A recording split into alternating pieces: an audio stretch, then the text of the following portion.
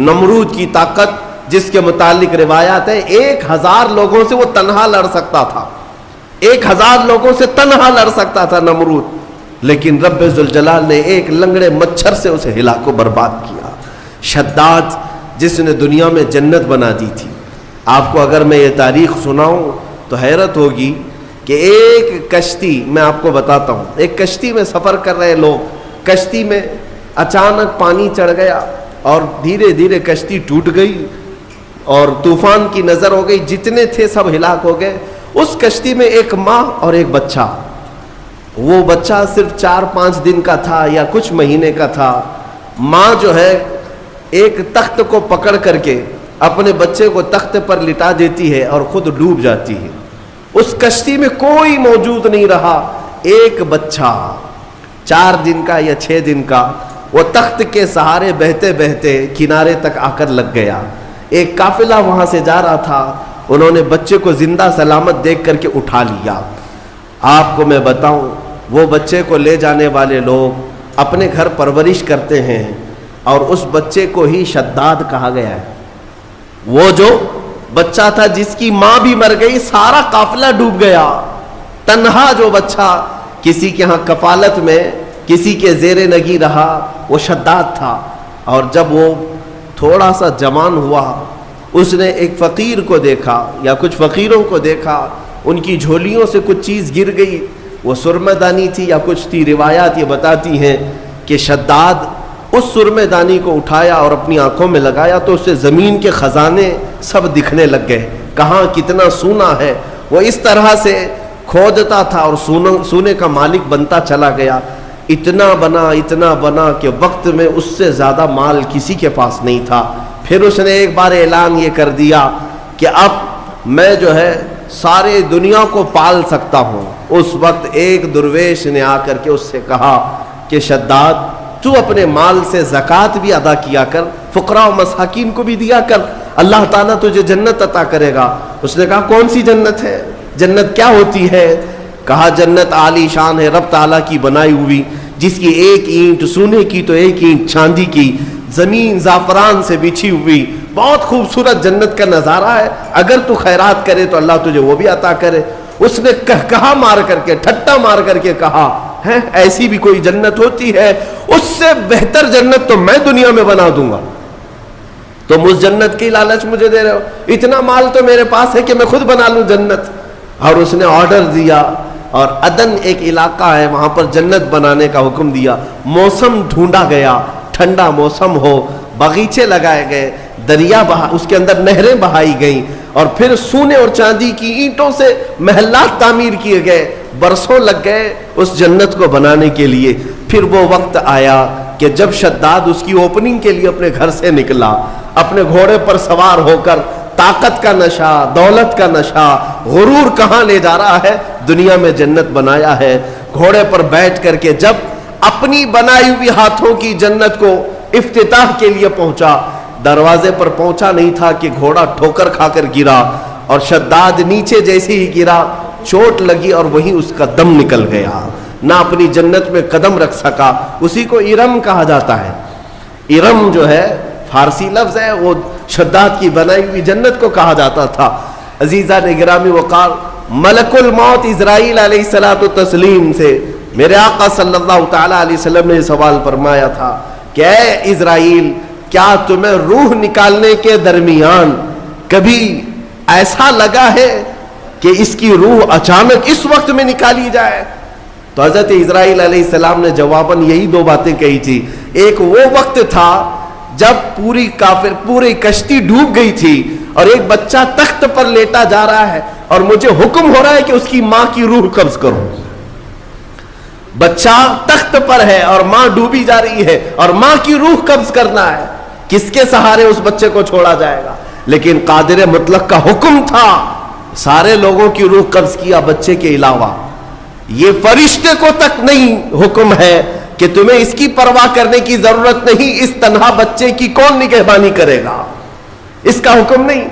ماں کی روح قبض کر لیا۔ اس وقت مجھے تعجب تھا کہ اس بھرے سمندر میں اس تنہا بچے کو دیکھے گا کون؟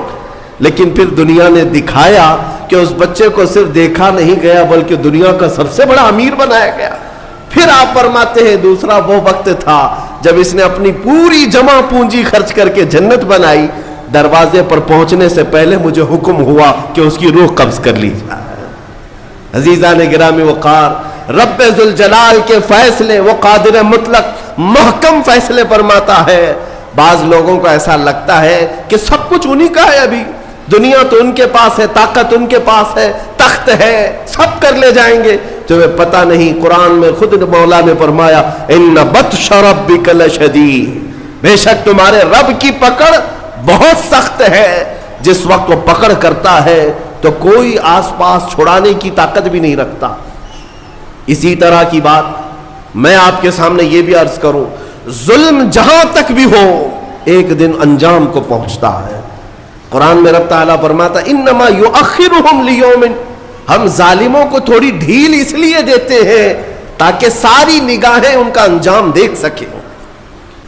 فرعون جس کا یہ اعلان تھا انا ربکم الاعلی، میں تمہارا سب سے بڑا رب ہوں، اور اپنی عبادت کرواتا، اپنے سامنے لوگوں کو جھکنے پر مجبور کرتا، اس کا زمانہ ایک طویل عرصے تک چلا، اس کی طاقت پر کوئی سامنے آنے کو تیار نہیں ہوتا، یہاں تک کہ صرف اس نے ایک رات خواب میں یہ دیکھ لیا تھا کہ آسمان سے ایک تارا ٹوٹا اور اس کے محل پر گرا جس سے آگ لگ گئی۔ دوسرے دن اس نے سارے نجومیوں کو جمع کیا اور پوچھا کہ اس کی تعبیر کیا ہو سکتی ہے، تو کئی نجومیوں نے بالاتفاق یہ تعبیر بتائی کہ عنقریب بنی اسرائیل میں ایک بچہ پیدا ہوگا جو تیری سلطنت کو تباہ و برباد کر دے گا۔ یہ تعبیر سننے کے بعد اس ظالم منحوس شخص نے اعلان کر دیا کہ آج کے بعد جو بھی بنی اسرائیل میں لڑکا پیدا ہوگا اس کا قتل ہو جائے گا۔ ناحق قتل کیا، اور اللہ تعالیٰ نے قرآن میں فرمایا یذبحون ابناءہم ویستحیون نساءہم، لڑکیوں کو زندہ چھوڑ دیا جاتا تھا اور لڑکوں کو مار دیا جاتا تھا۔ ایک سال کے اندر فرعون نے 12,000 بچوں کا قتل کیا، اس خوف سے کہ کوئی بچہ ایسا نہ پیدا ہو جائے جو میری سلطنت کو ہلا دے۔ وَمَا اللَّهُ بِغَافِلٍ عَمَّا يَعْمَلُ الظَّالِمُونَ، رب تعالیٰ فرماتا ہے ظالموں کے کاموں سے اللہ بے خبر نہیں ہے۔ وَمَكَرُوا وَمَكَرَ اللَّهُ وَاللَّهُ خَيْرُ الْمَاكِرِينَ، لوگ جو ہے دھوکے کے پلاننگ بناتے ہیں اور اللہ خفیہ تدبیر کرتا ہے، اور اللہ کی خفیہ تدبیر سب سے بھاری ہوتی ہے۔ یہاں تک کہ 12,000 بچوں کا قتل صرف اس ڈر سے کیا گیا کوئی بچہ ایسا نہ آ جائے جو میری سلطنت کو ہلا دے۔ دوسرے سال اور زیادہ کر دیا گیا، یہ بچوں کا قتل ہوتا رہا، قتل ہوتا رہا۔ ظلم کی ایک بڑی داستان اس نے لکھ دی، لیکن کیا وہ اپنی سلطنت بچا سکا؟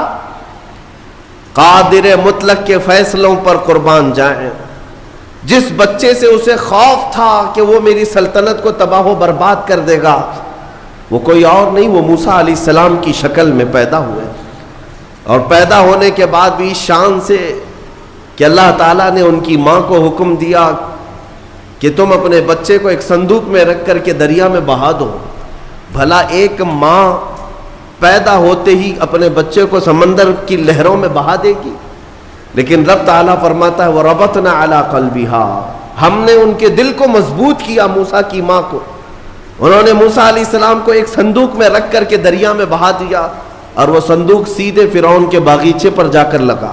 فرعون کی اولاد نہیں تھی، اس کی بیوی آئی، دیکھا خوبصورت بچہ ہے، اٹھا لیا، بیٹا بنا لیا۔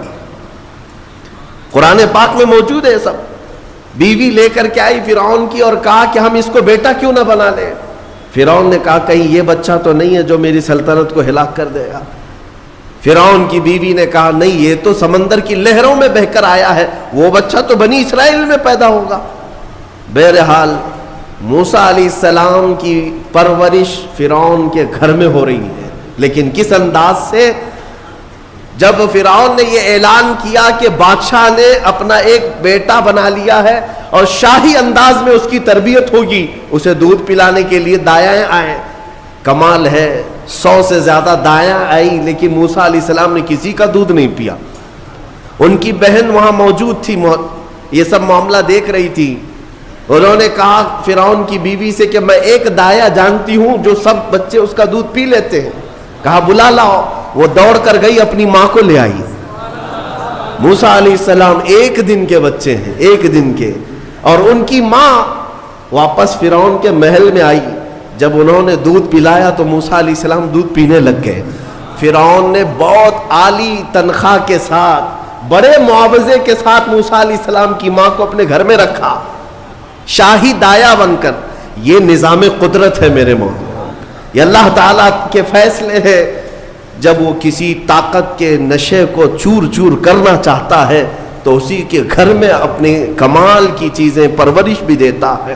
موسیٰ علیہ السلام جوان ہوئے اسی کے گھر میں, لیکن اس کے بعد پھر جب جوانی کے بعد آپ کو نبوت کے اعلان کا حکم ہوا, پھر فرعون سے جو مقابلہ ہوا تاریخ شاہد ہے. موسیٰ علیہ السلام کا مقابلہ نہ وہ جادو سے کر سکا, نہ طاقت سے کر سکا, نہ فوج سے کر سکا.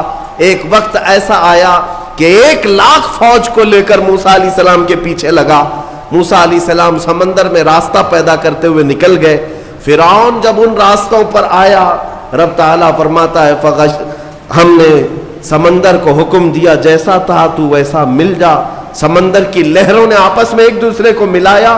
ہمیشہ کے لیے فرعون سمندر میں غرق ہو گیا, جس کی طاقت کا حال یہ تھا کہ بڑے بڑے وقت کے سورما بات کرنے سے کپ کپاتے تھے. جادوگر بھی فرعون کے دربار میں سجدہ کرتے تھے, ماتھا ٹیکتے تھے, لیکن رب ذوالجلال نے پانی کے قطروں سے اسے ہمیشہ کے لیے ہلاک کر دیا.